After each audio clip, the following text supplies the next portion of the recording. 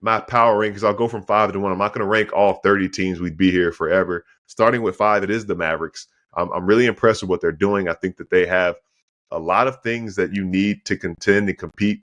We saw what they did defensively last year during their run to the Western Conference Finals and the NBA Finals, and building a team that has strong defensive guys around Luka Doncic. You take a little step back because Klay Thompson isn't as young as he once was, but the shooting that he brings, the shooting that he's doing, like he did in that game against the Spurs, and that's another guy that teams have to worry about. When you think about last year in the finals, it was Dante Exum who's out right now with injury. A couple of those guys weren't making the open shots. Well, Klay Thompson's going to make those open shots. Kyrie Irving's going to make those open shots. And we know Luka Doncic, who's in a weird slump right now, he's going to make open shots. PJ Washington is going to make shots. They're still enjoying the growth of Derek Lively, who was just in year 2. Daniel Gafford is playing really well.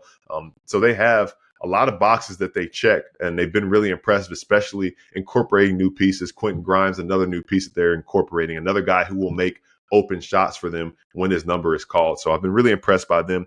Phoenix Suns, I have at 4.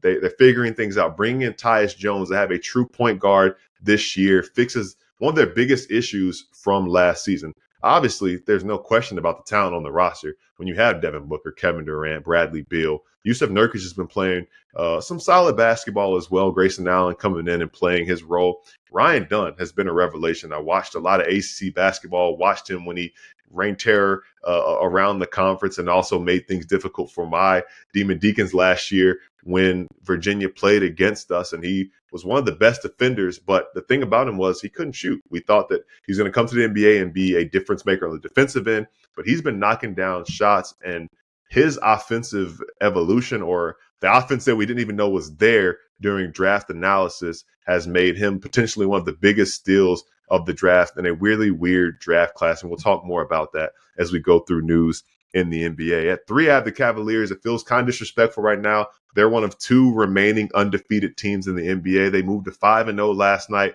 with a rout over the Los Angeles Lakers. More from that game in a second, but bringing in Kenny Atkinson, I think we talked about it on the pod before, is doing a lot for the growth of Evan Mobley. He's stepping behind the line. He's hitting threes. Jared Allen, having 2 bigs like that, Jared Allen and Evan Mobley, and figuring out how they can coexist, especially in today's game, is no easy task, but they're doing it so far. Donovan Mitchell playing really well. Darius Garland is really out to prove something after having a pretty rough down year last year. So the Cavaliers are another team. You don't start off 5-0 by accident.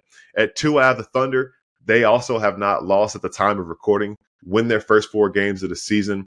Impressive win over the Spurs last night. Hold Victor Wembanyama to only 6 points. Chet Holmgren's playing great basketball. Shai Gilgeous-Alexander is playing at that MVP level. And I think the big thing we were expecting from this team are leaps from Jalen J-Dub Williams out of Santa Clara. The other Jalen Williams has yet to play due to injury. Isaiah Hartenstein hasn't played yet due to injury, and it hasn't mattered for them just yet.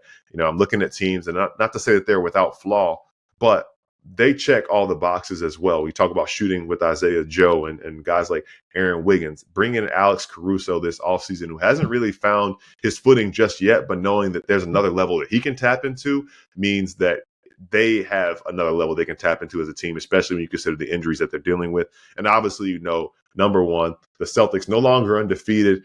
A furious rally came up short at Gainbridge Fieldhouse in the Eastern Conference Finals preview the night before we recorded this, but it's going to happen. The 82-0 bid is no longer on the table, but that doesn't take away from how good the Celtics have looked at their peak. They're redefining and causing other teams to kind of play some copycat basketball, shooting a whole lot of threes.